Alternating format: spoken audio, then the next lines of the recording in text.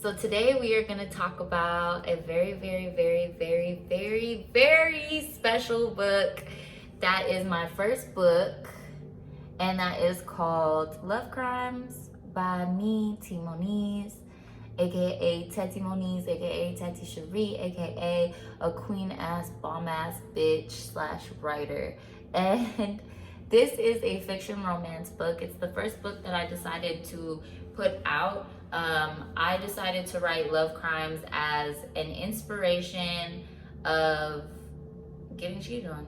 Like, I got cheated on and a bitch got mad. Like, a bitch got cheated on and a bitch got mad and a bitch got inspired. And I decided that I didn't want to just talk about what I went through in relationships, but I wanted to talk about the toxic traits that can formulate in relationships and continue further on after that, traumatic relationship. So I really wanted to just bring to light what every woman pretty much goes through in a relationship, what everybody has to deal with and realize and look within themselves and see. And majority of the times it's always self-love.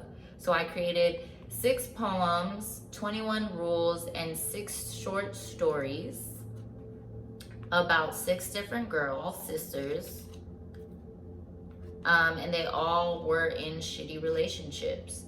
And each relationship kind of taught Emerald, the main character, how to function in her relationships. And now that she's older and successful and thriving, the only thing that's not working for her is her love life.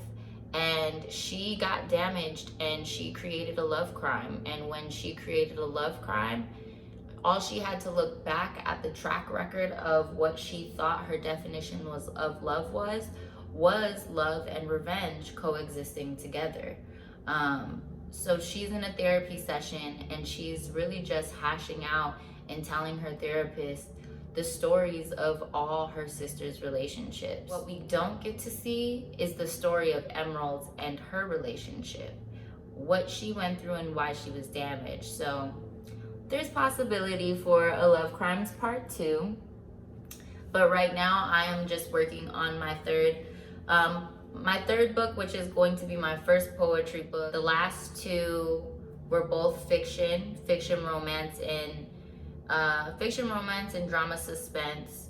So both vary in the same area. As a TV writer, I do write and specialize in drama comedy. So I'm always usually in that lane. And if it's not fiction, it's definitely going to be poetry, because poetry is my baby. I love poetry.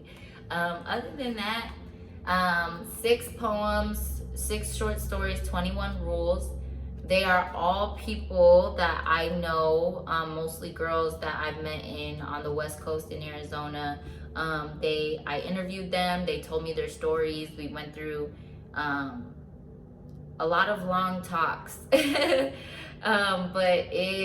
I really appreciate them sharing those stories with me, because it gave me the range and the creativity as an author to go in and dig into their stories with my creativity, like go into it and embellish and recreate an ending that might be fitting for the theme of the book. And it was a really fun experience, and I'll never forget all the lessons that I learned from writing this first book. I highly recommend it. You can pick it up at any platform you want, Amazon, Barnes & Noble, it will be there. You can also pick it up at my website, which is tmoniz.com. So that's my book.